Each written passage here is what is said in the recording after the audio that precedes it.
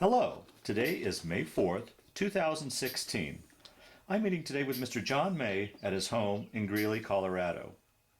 My name is Brad Hoops. I'm the interviewer for the Northern Colorado Veterans History Project. Welcome, John, and thanks for sitting down today to tell your story. Well, thank you. Let's start out, if we could. Tell us a little bit about yourself, your date of birth, where you were born, a little bit about your family. Well, on March the 16th, 1926, there were two of us. I happened to be the oldest of the two by, I think, minutes, not too long. And we were raised at Harmony, just south of Fort Collins. Oh, okay. The first experience that I really remember was we had cows, we had chickens, we had pigs. We were in the pasture and we saw this cow coming and we thought she was attacking us, which wasn't what she was, just inquisitive. But I dove under the wire and it caught my lip. Oh, boy. So my mother was frantic, but the doctor came out from Fort Collins and I sat on this bread can. It looked about like a 5-gallon can. And he stitched it up. I got a whole nickel for not crying. And some of the other things my twin brother and I done, we lived there until we were 6. And we was out hunting. We didn't have guns, but we was bang, bang. And this pheasant had just dropped. And what happened was it flew into a guy wire off the telephone pole. But we were sure we killed that with our fingers. So, it was very active. So there was just you and your twin brother? No, we were the youngest of the family. Okay. I had 4 brothers and 2 sisters. Okay. And one brother that passed away with double pneumonia. And I don't remember the year, but the way we kept track of how old we were, of our brothers and sisters, we knew that we were always 2 years apart. Is that right? So, all except the oldest, between him and my one sister was 12 years. Oh, really? Oh, And then it was every 2 years. I'll be darned. And your father farmed then? No, my dad was a section foreman for the railroad. Oh, okay. So he was very fortunate in having a payday. Yeah, I was going to ask you what, your generation, I don't know if you have much memory of it, but how affected your family was by the Great Depression. It really didn't affect us. We got a new pair of shoes every year. That was, and we'll always have plenty to eat. Yeah. So as far as the Great Depression, we were lucky that Dad had a job that he was able to bring home money. And but they were a lot of people that were in red lines, and of course I thought they might have been going to a movie. Would see them lined up, and it was pretty tough on a lot of people. Yeah, But right. we were. So growing up in Harmony, was that much of a community? And I assume it was along Harmony Road, or where was Harmony in relationship to Fort Collins? It was. I'm just guessing at this. Yeah. maybe 8 to 10 miles south of Fort Collins. Oh, okay. And what was there was a grocery store with gas pumps and railroad depot Oh, really, huh? and what we call a section house, which we lived in. And then we had a bunkhouse where some of the railroad people could stay. Hmm. And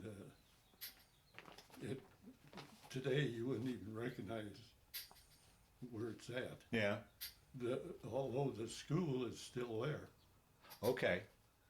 Is that the brick schoolhouse? Yeah. Okay, I know where. Okay, right there at I think it's Timberline and Harmony now. Yeah.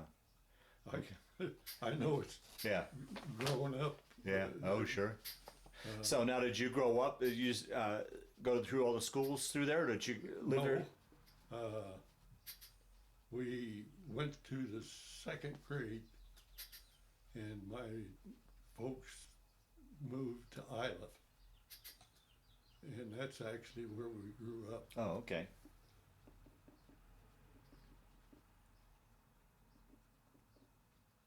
And I have to laugh when I say this. We were not known as by first name, John and Sam. If there was anything happened that was mischievous, it was those twins. Uh-oh. And I guess there was reason for that. Yeah. Yeah. And Iliff was quite a community of Germans. Oh, right. Okay. There was a few Hispanics, and during World War II, they were Russians. They weren't Germans anymore. Oh, right. Yeah. Okay. Yeah. We used to laugh about that.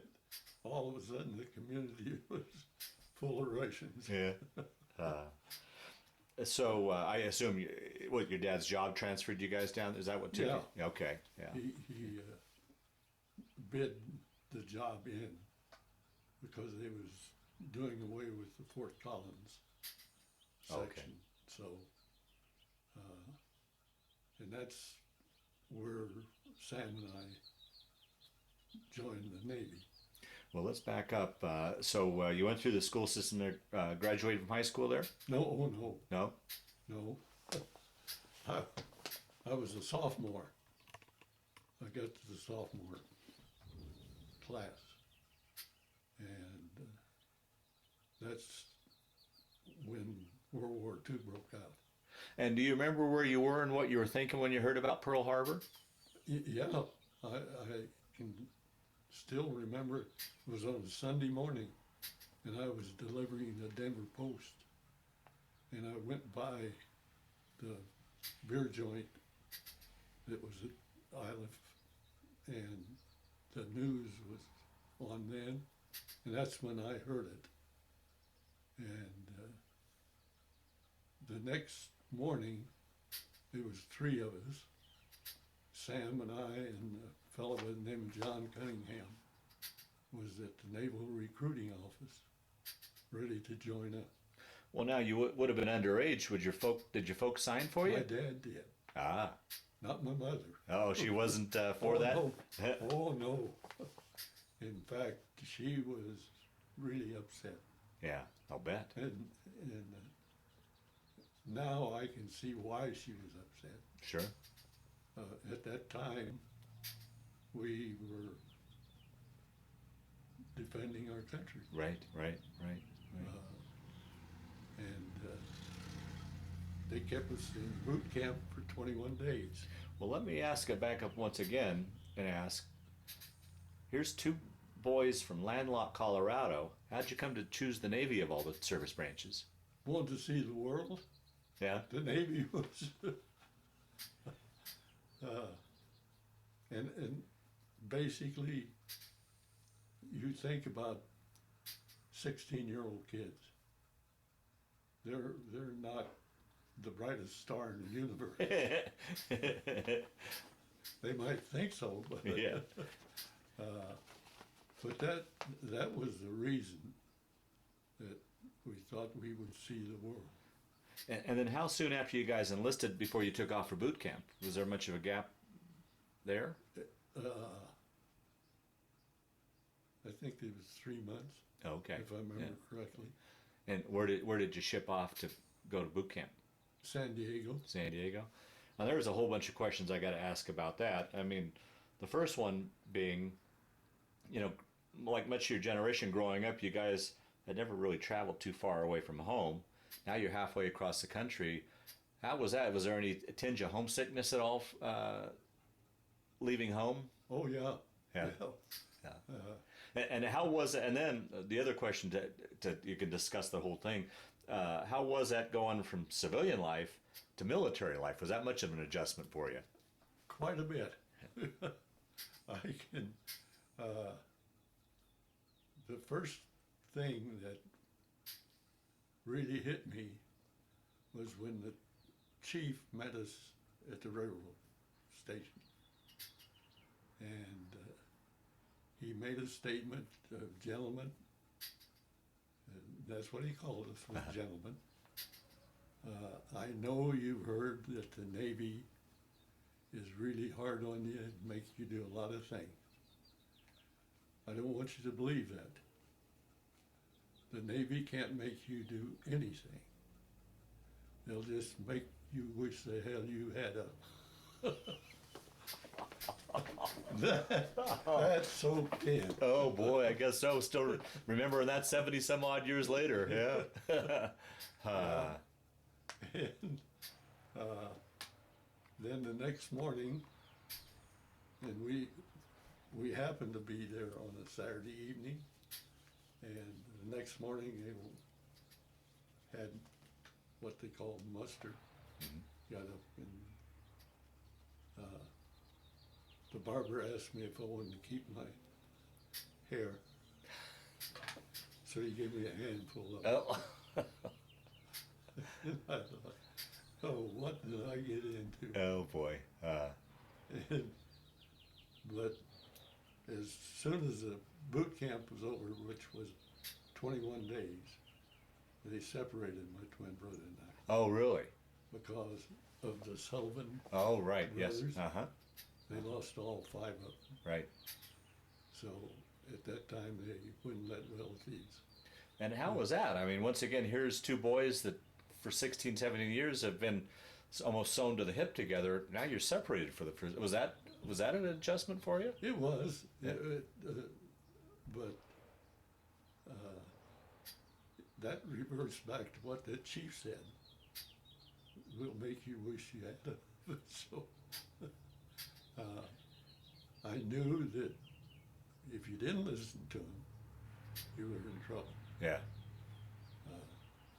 So just being smart enough to know that this is what it is, you make the best of it. Yeah.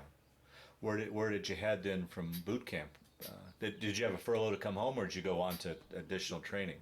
No, what I done was I had Liberty, first Liberty I had, and I happened to be AOL, absent over leave, so I spent 5 days in the brig.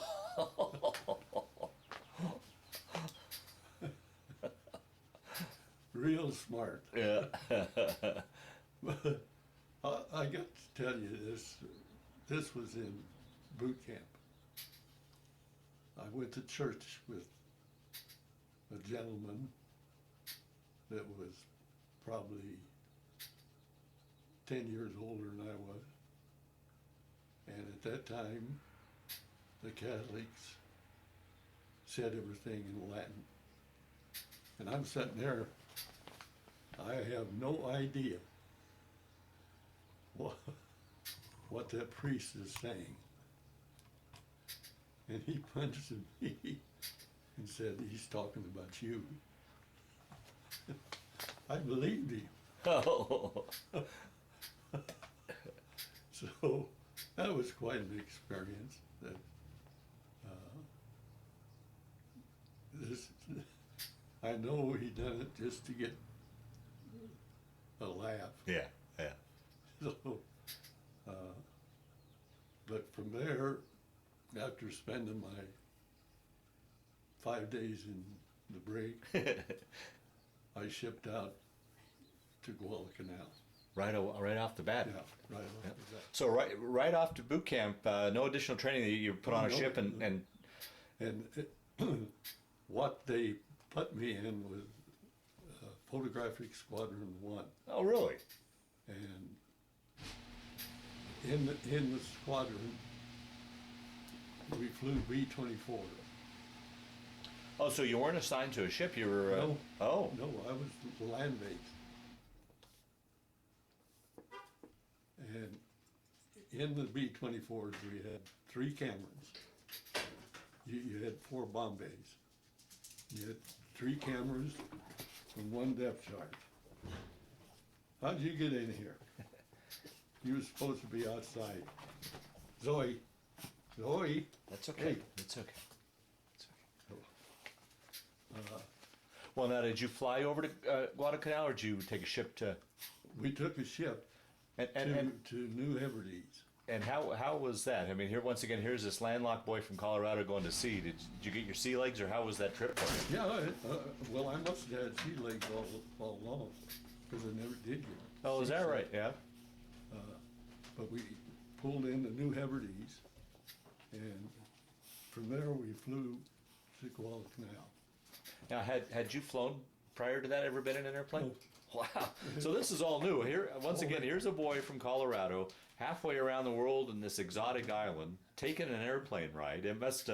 I can't imagine what was going through a 16 or a 17-year-old kid's mind at that time. Well, what went through my mind was I hope they don't open up them bomb bays, because they had taken the cameras out, and we put our sea bags, and I forget how many men was on the plane, but we landed at Henderson Field, and I know with history you've read about Henderson Field. And we landed, and the very first night that I was there, I was on guard duty, and they always had a password, and it started with an R. Oh, It because always- the Japanese couldn't pronounce ours. No, they Okay. couldn't pronounce R. And I'm standing guard, and we're all sleeping under tents. And I hear this rustling, and I holler, halt, who goes there? No response. Done it 3 times and then started shooting. And I only killed 2 pigs. So, Now, was the island still not secure then? oh, no, Oh boy! Wow. no, it wasn't. But, and I forget the exact date, I know it was in July. The Japanese was trying to get off of the island. We thought they were trying to invade it again. Uh-huh. But basically all they was doing was trying to get their troops out of there. And, but I can remember we had to get our planes off of the island and skeleton crews. But this P-38 took this Zero right down into the ocean. And I saw that. Wow. Wow. And she will get up Yeah. there. Whoops. Zoe, you are the, Huh. So you watched that dogfight? yeah. Wow. And he wrote that Zero right down into the ocean because he had ran out of ammunition. And at that time, if they could get pilots, fighter pilots, and the 18, 19-year-old, that's what they gunned for. And the bombers, they had older people. We had one service enlisted man that actually had a pilot's license, and he was able to fly one of the bombers. Wow. Now, what was your responsibility on the plane? We changed oil.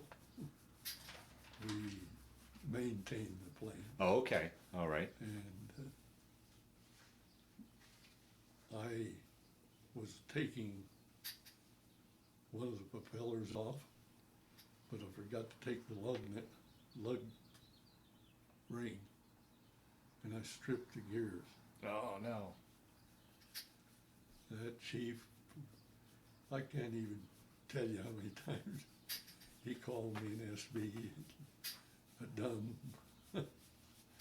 but I learned a lesson. Yeah. Make sure you don't do things like that.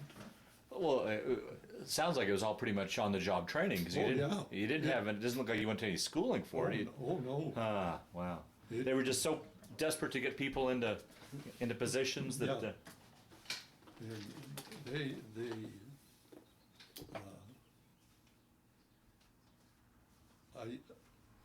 I think that there was a good possibility that we didn't have the sharpest commanders. They, of course, they were smarter than I was, because I had to listen to them. Yeah. But one thing that I'm pretty proud of was this one captain he was pretty much hard nosed, and he picked me to be his driver. Oh, really? Yeah. Yeah. And so I was kind of privileged in some ways. Yeah. Right. Yeah. And that's when my daughter mentioned Raisin Jack. It was up to me to get the raisins, and somebody else to get the sugar. And so we was able to make our alcohol. Well, talk a little bit about your living conditions there, as far as living conditions, the food, just what was life like there on? Well, it wasn't all that bad. Oh, okay. Of course, the bugs were really bad. Yeah. And lizards. In fact, I was going to have a pair of lizard shoes. Caught a lizard and was going to choke it to death. And it didn't work out. But the natives were kind of, at first they were kind of stayed off away from you because the Japanese was not very nice to them. Oh, right. Yeah. But finally they got to where they'd come into camp. And we were in tents for the first 8 months, I think. And then they forced Special Seabees come in to build this other airfield. And I forget what they called it, but they laid down steel that had Mesh. holes in it. Uh-huh. I forget what they called it. That meshing for. Yeah. Uh-huh. So that the bombers could land. That was another experience. I took a truck and went down to the CB. They was unloading there, and I got a truckload of pineapple. Took it to our camp. So I'm not a fan of pineapple, right? No. So, but you done what you had to do, I guess. Yeah. Some of the things wasn't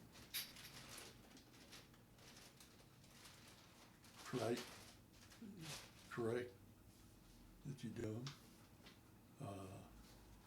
We had officers fly into New Zealand and bring back their booze,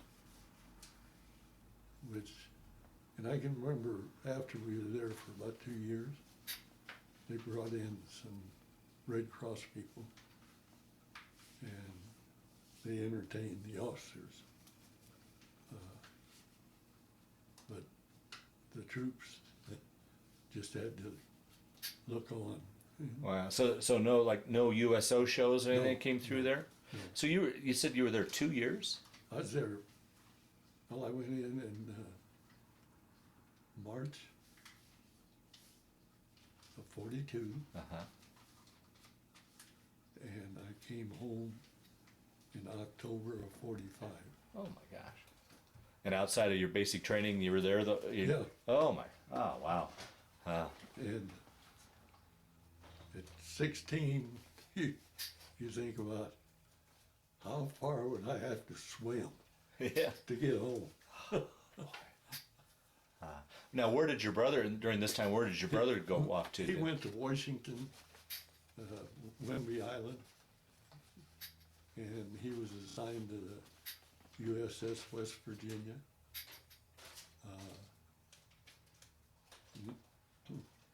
I'll have to tell you this. This is going back to boot camp. That you had to have what they call leggings, Mm-hmm. and I put mine on. Only I laced them up on the inside, and as we were marching, they caught. I went forward, and my twin brother hollered at me, "You got your leggings on, bro." Oh boy. So that, I remember that being one of my smarter moves. Yeah. Now, did his ship ever come down your way? No. You guys never saw him the whole time? All the time. When they separated us, I didn't see him until December. 45. 45. Wow, man. And, Huh. Yeah, 1945. I think it was December. Yeah, I'll be done. Wow. But a lot of the things still, sometimes I'll remember them, Yeah, and sometimes I won't. yeah, sure. In fact, I had to ask what they call the one meal that we had. Every Wednesday morning, you eat Navy beans. Oh, right, okay. Those little beans. And I think it was Thursday that you got to eat chipped beef and gravy over toast. SOS. So, but as far as the food, it was edible. Okay. We had one kid that mixed everything together. I asked him one day, "How come you do that?" Well, he says, "It's going to be mixed anyway." Huh. So what would you guys do when you weren't on duty to pass time and entertain yourselves? To be truthful, you didn't have a whole lot of time. Oh, is that right? Yeah. Yeah, they kept you pretty busy. Even at night. Yeah, I was going to say, did they fly during the day and you guys worked at night, or how did that? When would you work on the planes? We'd work on the planes when they come back in, and it was always daylight Oh, okay. when we worked on them. Because could you imagine being all lit up? Oh, right. And every night that I was there, the Japanese flew over and dropped bombs. Oh, And it was, you get used to it. really? Yeah. I can't imagine. Try to describe. I mean, I can't. Someone that's never been in that situation, as that most of these people that watch us. What's it like to be in a bombing Well, at the business end of a bomb? I guess. well, with me, it was getting cover. In fact, I got a scar on my nose. I dove under a bulldozer because that's where I figured I was safest. And we didn't dig bomb shelters Oh, really? because they would move from one area to the other. So you might dig a bomb shelter and they wouldn't bomb that area for 2 or 3 weeks, or they might bomb it every night. I think about, we called it Voice Machine Charlie. Oh, right. Yeah. Every night he'd fly over. Just to harass you. And, Yeah. Yeah. So, and they weren't a very nice people. Yeah.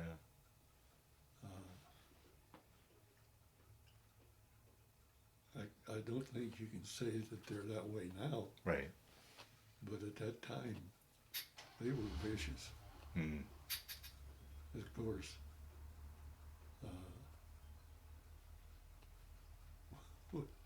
with a bunch of young kids defending your country, I think we've done a pretty good job. Oh, absolutely. Oh, absolutely.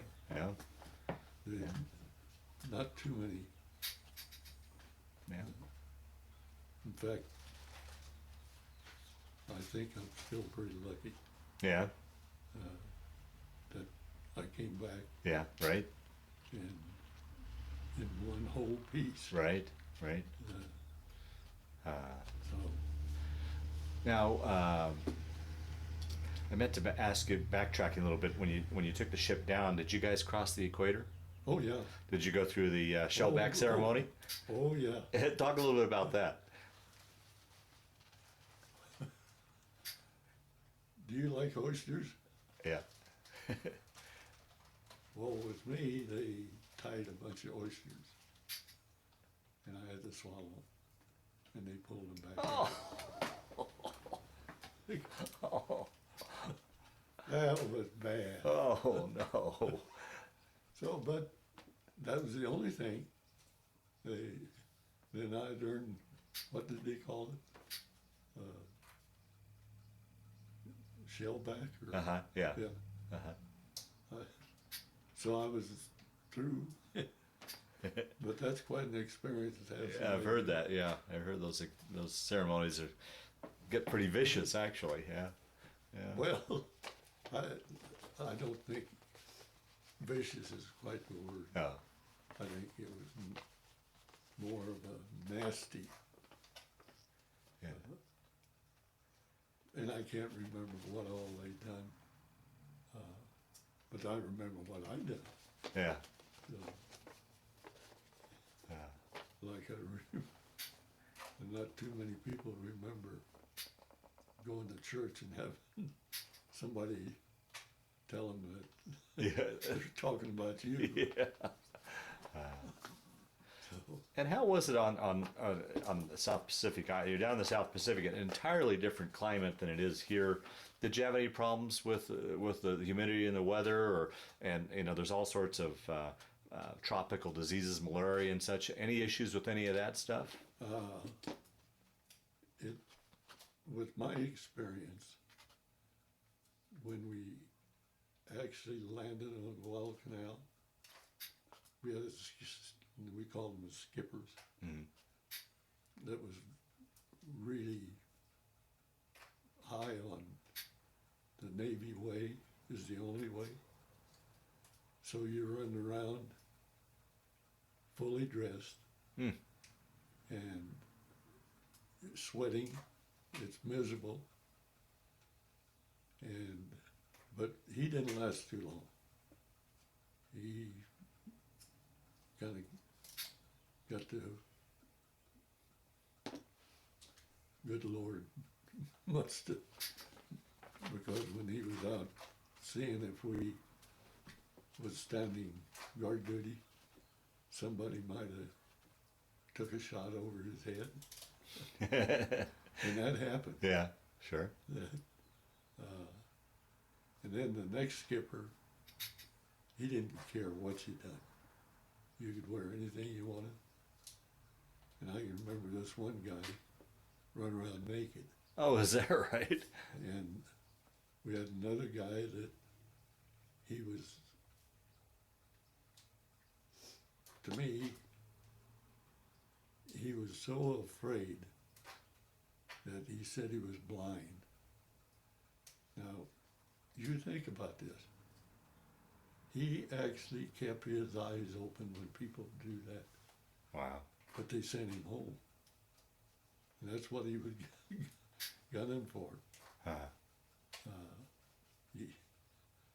But I never thought about trying to get back. Yeah. Do my service. Yeah. How was that? I imagine it had to be pretty rough around the holidays, being away from home or not, or surprisingly, you think about it, but you know that you can't do anything about it, so don't even worry about it. Gotcha. Yeah.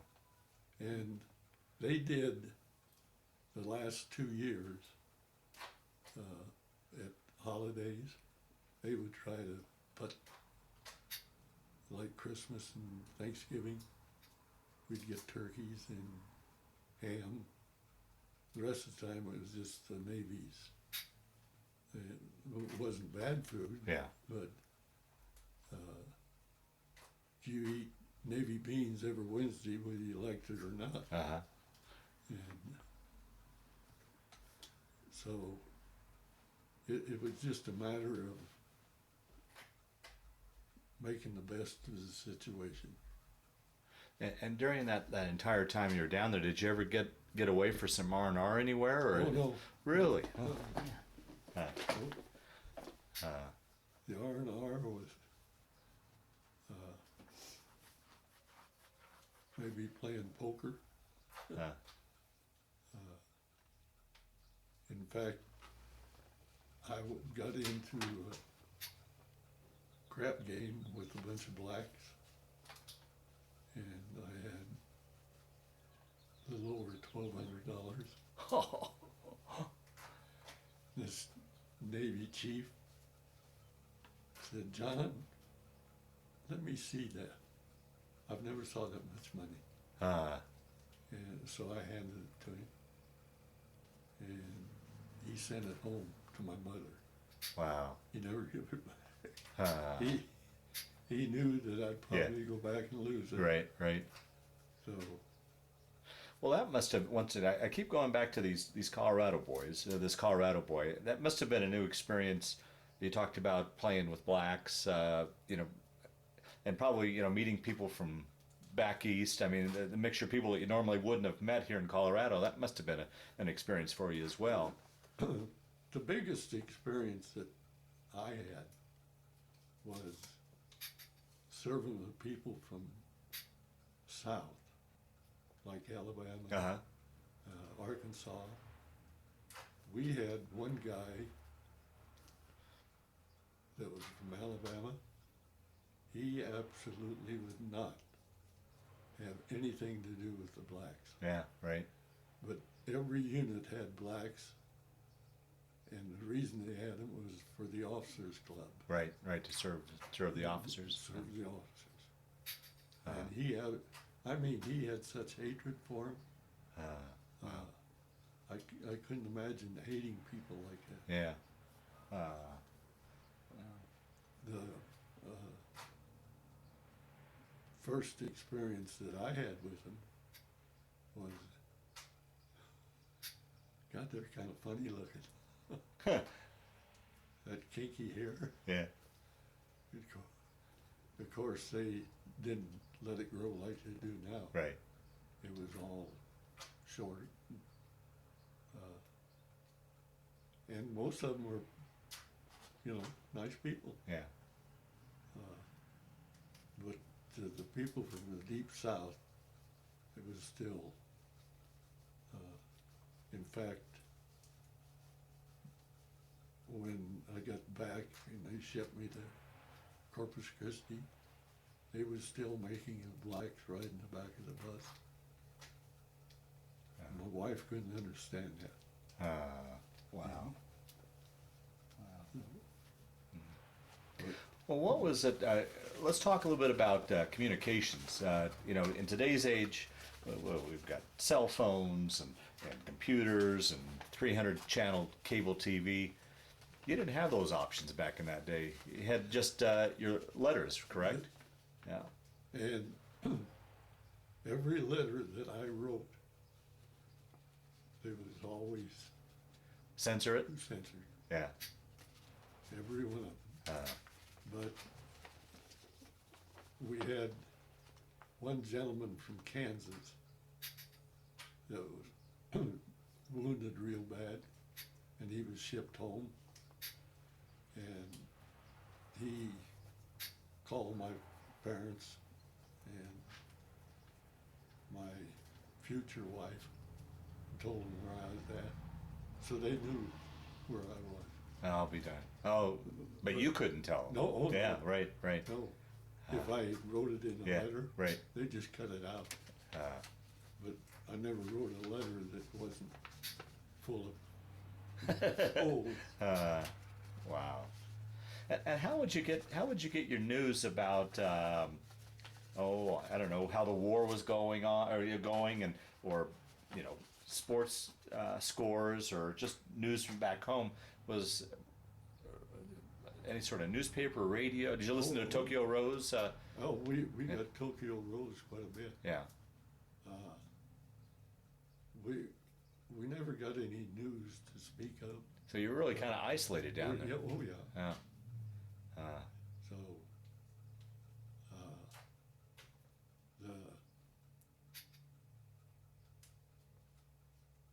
I forget the. Stars and Stripes? Yeah, that's. If I remember right, it wasn't until we were there,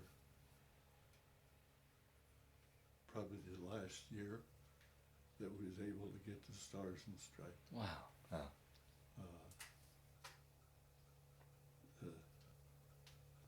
And most of us, it was no news, it was good news. Yeah. My brother was shot down over North Africa, and I got news of that about a week later, that the chaplain called me in and told me. And but he was lucky enough that he didn't get captured. So, Well, your poor mother having all those boys. No wonder she didn't want you guys off. All those boys off to war. they were four of us, Four. and All spread out too. two brothers that had jobs with the railroad, and they wouldn't take them. Oh, because of national, deferments for. So, no, and when you mentioned that, she had to be pretty strong. Yeah. Oh, absolutely. But you Yeah. think of how many of those women. But one thing I did tell my mother when I was shipping out, I'll be back. Oh, really? Yeah. Oh, wow. So, and I was lucky enough to. Yeah. How long would it take normally mail to get back and forth, roughly? I would say probably 10 days to 2 weeks. So there's gaps there that Oh, yeah. she's worried until she gets that next letter. Yeah. Oh boy.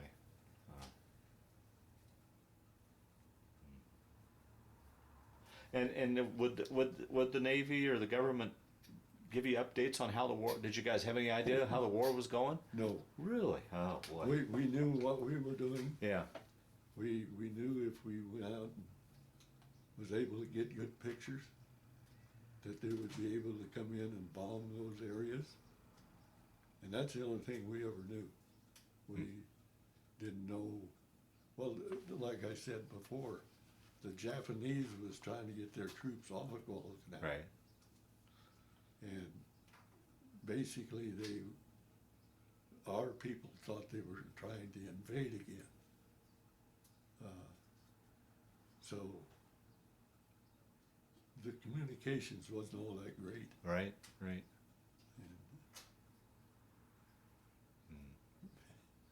Did you ever lose any crews that of Oh, the yeah. planes you were working on? Yeah, Oh boy. we lost 3. We had 8 planes in our squadron. We lost 3 of them. Oh, 3 out of 8 planes. So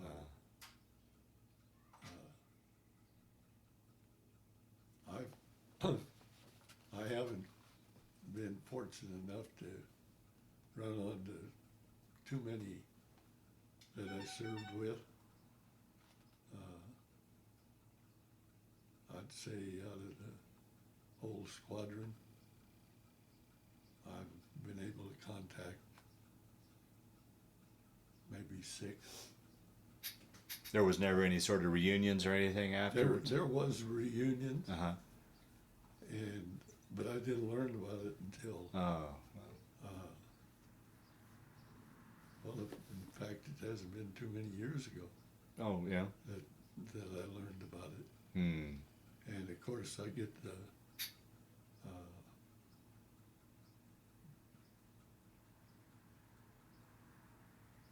Like a newsletter? well, it's a magazine, Oh, okay. and they have reunions listed. Uh-huh. That's how I found out about our squadron having a reunion. But it only, I think, I read about it 3 times in all the years. Yeah. But I haven't been able to find anything. Wow. And really, there's not too many That's right. that you think about it, 90 years, Right. and you can look up there and see there was a whole lot older people than I. Yeah. So if they're still around, they're over 100. Right. Right. I'm just thankful I got this far. Well, I would imagine you got the news, though, for such things as VE Day or when Roosevelt died. Did they make those sort of announcements? Do you remember? They made the announcement of BE Day, but I forget. I was at Corpus Christi on VJ Day, Oh, really? Oh, so you got back before the war? Okay. Oh, okay. and but VE Day, I don't think we learned about that until after probably a week. Wow. And Well, in today's age, if you haven't heard about it within minutes, it's old news, or Yeah. yeah, and you're talking weeks and. yeah, how far will the radio beams go? Yeah. They must have been able to go a certain distance, and then you lose them. And that's the only communication that you had was by radio. Wow. You didn't have that pocket Right. Yeah. telephone that you could. Right. Now, you had mentioned earlier that injured guy had gone back and told your future wife. So, had you been were you dating your future wife at that time? Yeah, yeah. So that must have added another layer of being away from home, that missing her, and had to add to everything, I would imagine. You, I missed going to the movie with her, and that's another. I was very romantic when I got home.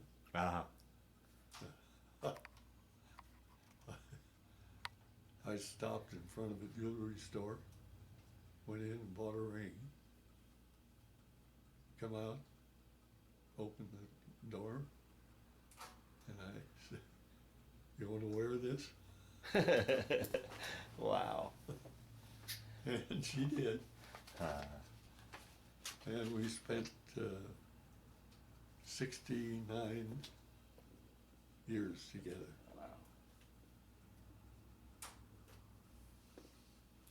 Well, we'll get it. I want to talk a little bit more about this, but let's back up and so you were at Guadalcanal, and then so you had enough points to ship back to the States, or how did you leave Guadalcanal before the war got over? What took you back to Corpus Christi?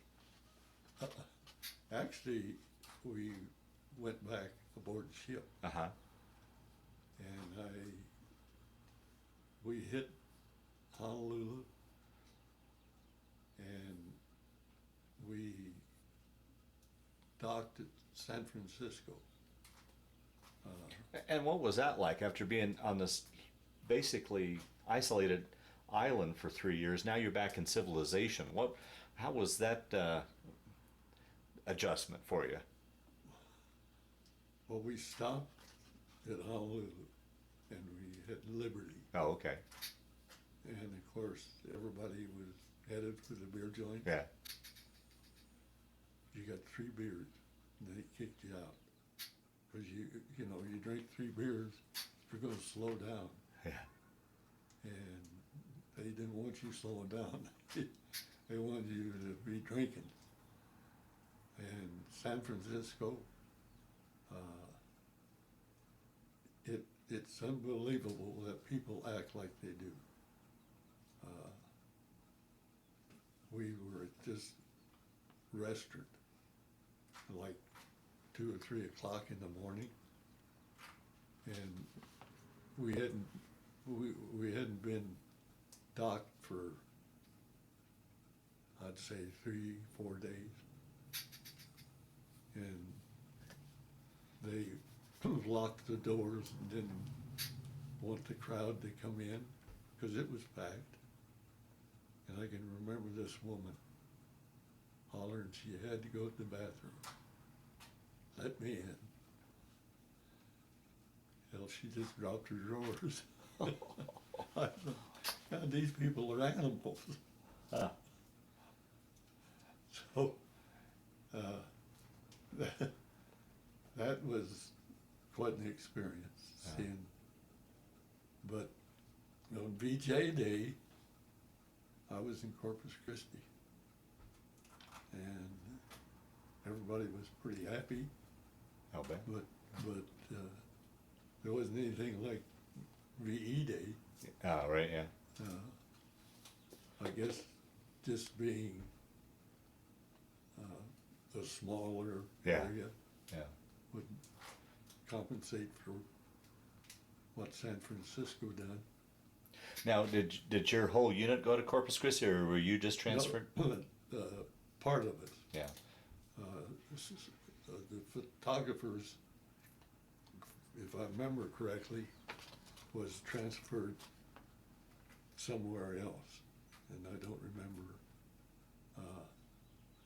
But being able to work on planes, the mechanics was shipped to Corpus Christi, and that was the experience that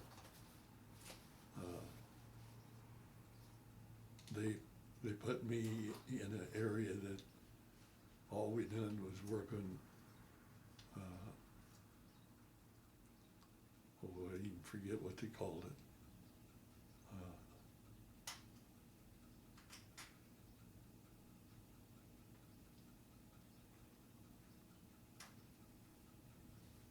You have it in your car. You press down and another unit kicks in. And what I was working on was if you push for more power, this unit would kick in. And maybe work 2 hours a day. And the rest of the time you just sit. Oh, yeah. And waiting for the day that you get that discharge. So did you get a chance when you landed in San Francisco? Did you get a chance to stop home before you went down to? Yeah. Yeah. And how was that homecoming? It must have been. That was pretty neat. Yeah. Got. You by and large, you've been away from home for three years? 3 years. Oh boy. Of course, my dad, he was glad to see us. Mom was really happy. Yeah. But it was very, very nice to be able to sit down at your mother's table. Oh boy. Yeah. Can't imagine. And I got to imagine that they saw a 16-year-old boy go off to war and a 19-year-old man come back, by and large. Did they see a lot of change in you? Did they ever talk about that at all? Yeah. They never talked about it, but they were, they didn't ask any questions. And after we got home from Corpus Christi, I had a car wreck. Mm. And in fact, still the scars there. My wife was in the hospital, ready to deliver. And I'm in the hospital with this. And my mother was beside herself again. Yeah. But that's, you know, twins are supposed to be able to see if Sense. something's wrong. That's true. Is that right? Yeah. Sam wrote Mom and asked her what was wrong with me. Wow. What happened? Wow. And he knew that something is it. So I'm a great believer in twins can. Right.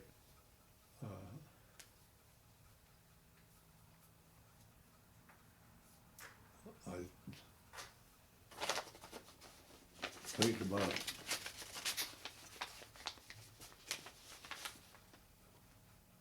when he came home, he was the last one. But all four of you made it back? Oh, yeah. Okay, good. All four.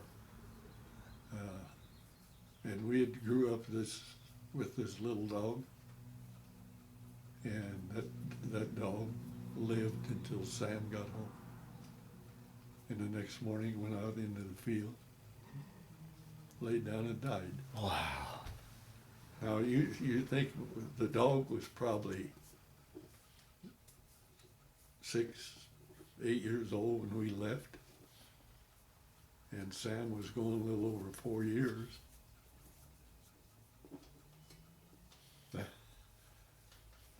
That's, to me, is amazing. Yeah, yeah, oh yeah. That's like my little girl here. Yeah, She watches after me. right, yeah. So it went down to Corpus Christi and were just there until you had enough points to get out of the service? Was that... Well, when we joined, it was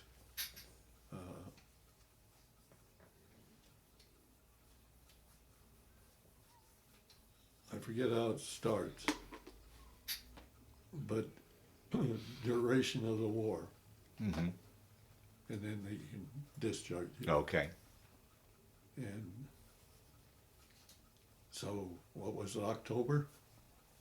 That the Japanese, September, yeah. I keep thinking October because that's when I got out. Oh, okay. Uh-huh. So,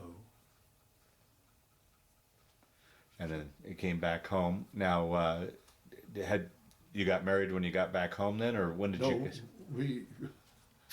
we got married after I got down there. Oh, really? Okay. And she then came down and joined you down there? Yeah, that's another romantic. Yeah. I called her up on the phone.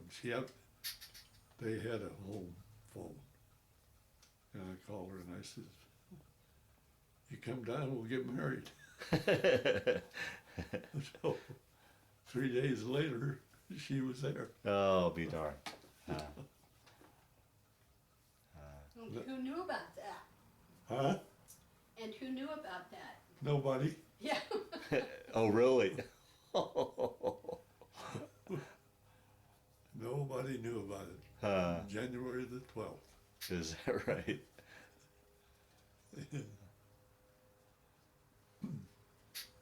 That is another thing. My twin brother passed away on January the 12th. Really? So, what else did I forget, Bert? I don't know.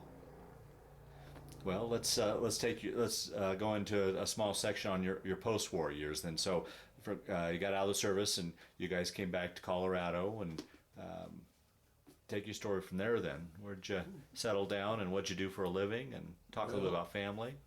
We settled in Greeley, and Bert was born on December, and I went to work for Medigo as a retail route salesman, and I think I'd done that for a couple, 3 years. Then I went to work for the railroad because my dad was a railroader.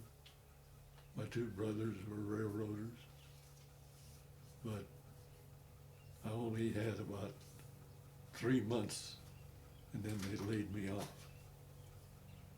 And then I decided, 3 months is not going to keep us going. So I went to work for a trucking company, and I drove a truck, and I missed her graduation by being on the road, and I said, I'm not going to do that anymore. I'm going to be around. So I went to work at the college as a janitor. And they were just moving into Ross Hall, and they had this nitrogen generator, and they couldn't figure out what was wrong with it. And I asked them for the specs on it, and it was nothing but a compressor. That's all it was. So I told them where their problem was and helped repair it.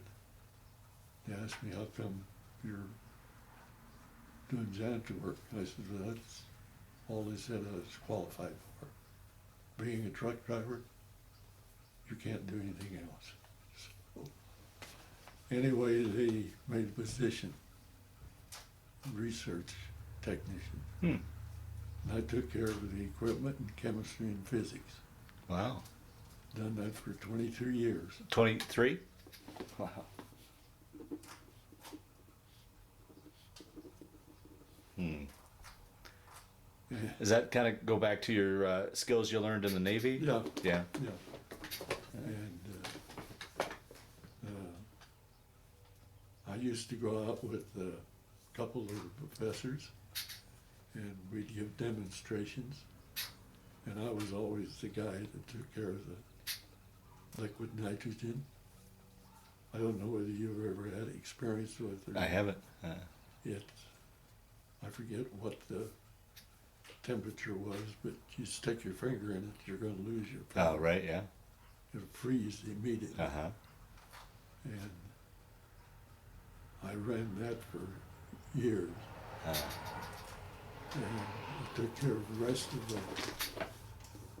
the balances, anything that was in chemistry and physics, I took care of. And in fact, when Bert threw my big 90th birthday party, they wanted to know what all I'd done. So I asked Dr. Pringle, what did I do? And Larry James popped up and said, he taught professors to be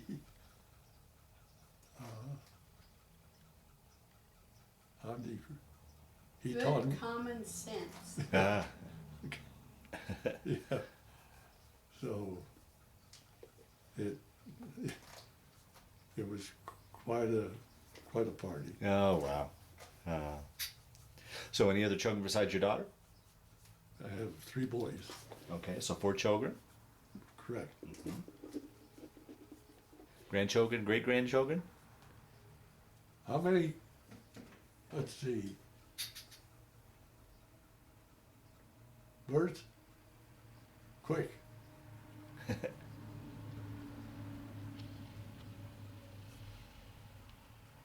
12 grandchildren. Too many great-grandchildren. Too many. Okay, we'll leave it at that. No greats, no Nope. great-greats. Just okay, just a lot of greats. Yeah, and we don't have any great-greats Yeah. yet, which is okay since the oldest grandchild that I have is 18. Oh, okay. And you were married for 69 years till your wife passed? Mm-hmm. Oh, boy. 26th day of June. Oh, boy.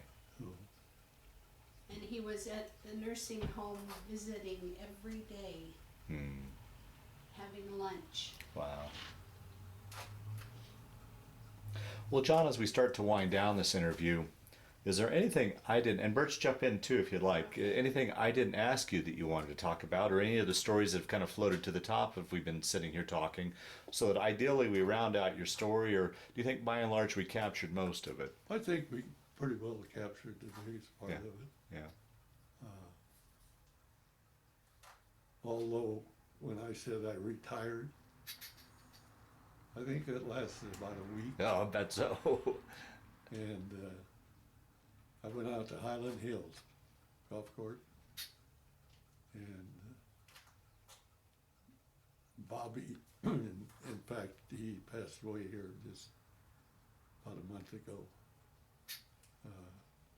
Had a cart that needed to be repaired, so I repaired it. And I made a deal with him that if I worked on his carts, I didn't have to pay for golf. Okay. So I done that for actually up until last year. Is that right? Wow. And they took me off the payroll. But they want me to come back. And all I have to do is supervise. Okay. So I'm thinking about, do I really want to do that? So, but retirement is for people that don't have anything to do, I guess. Yeah, yeah, I've still got things I want to do. yeah, right. Great. Wonderful. So, Well, the last question I always like to ask in these interviews, when you look back at that time in the Navy, in particular your time overseas, did it change your life, play a role in your life, affect your life at all? Or was it just simply a chapter in your life that you went through? How would you answer that? I would answer that it was a chapter that I went through. Yeah? I was glad that I did it. I wouldn't do it again, Yeah, yeah. but it's something I can be proud of. Sure. Oh, absolutely. And I think anybody that serves can be proud, Yeah. whether it's staying here or going someplace. Mm-hmm. If you do what you should, you can be proud of it. Yeah. And I'm one of those that I think I can be proud. Very good. Very good. Well, John, I want to thank you for sitting down to tell your story today, but more importantly, I want to thank you for your service to our country. Well, thank you.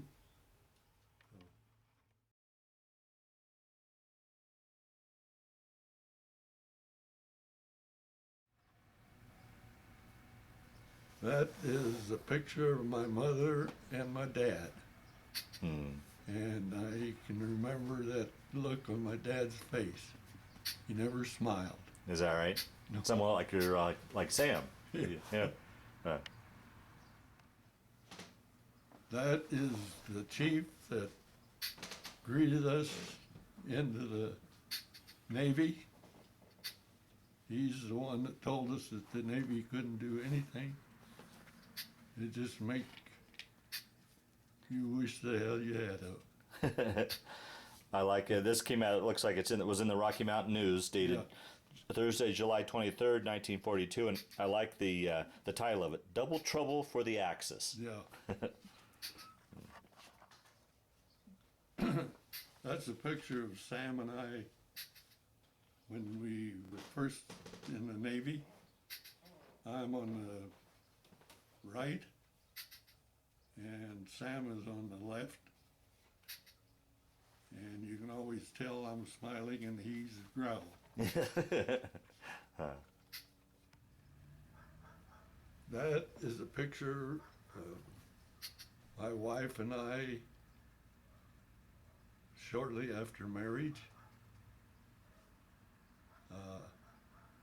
I showed it to one lady, and she asked me, "How in the world did you ever get a good-looking girl like that?" And I said, "Well, look at me."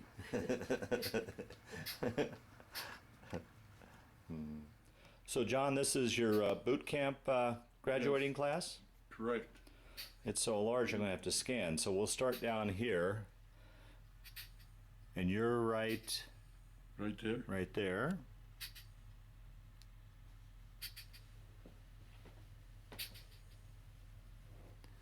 And then if we scan out and go all the way down to the other end,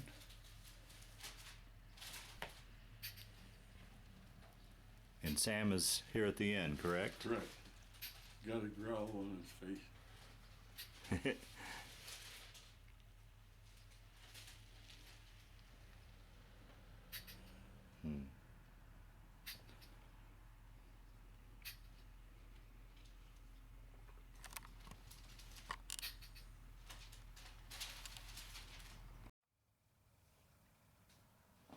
That is when we got back home in San Francisco.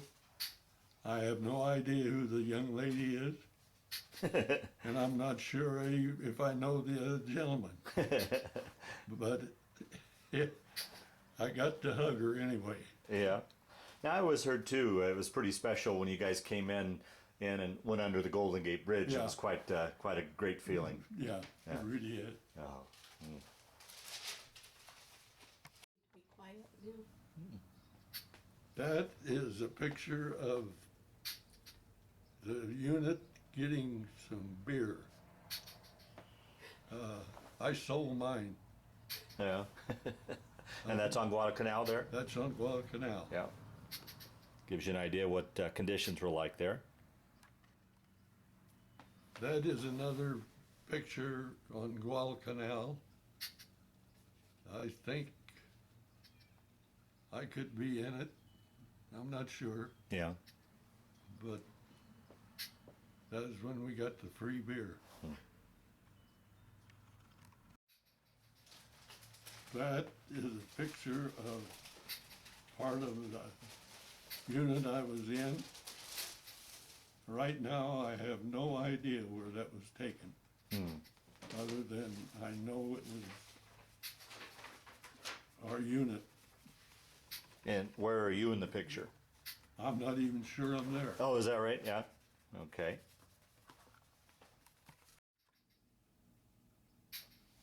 That is a picture that is supposed to represent something, but I don't quite know what. Do you think that would have been taken at boot camp? Shortly after boot. No, Shortly? my hair wasn't that long after boot camp. No. That, I would say that was taken when I came home. Oh, okay. Yes, that's. I'm talking about buying a lawnmower. And the gentleman standing there was on Guadalcanal the same time I was. Is that right? Only And- he was Did you know him before that, or you just No. do the conversation? just by- the Marine Corps stayed at our Uh-huh. place before they invaded was it Saipan where they raised the flag? Iwo Jima. Iwo Jima. And he was in that unit. And he moved next door. Is that right? Through the great organization of Honor Flight, my father got to go to Washington, D.C., and this is a great-grandson who demonstrated how proud he was of his great-grandpa.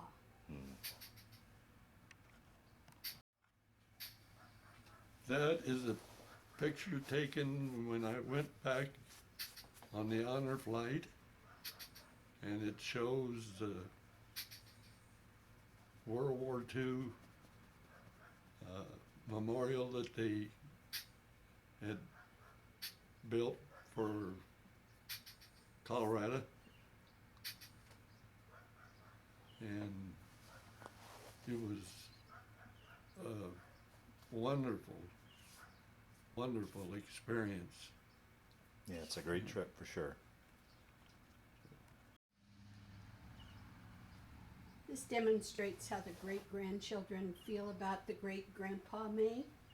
They love him to death.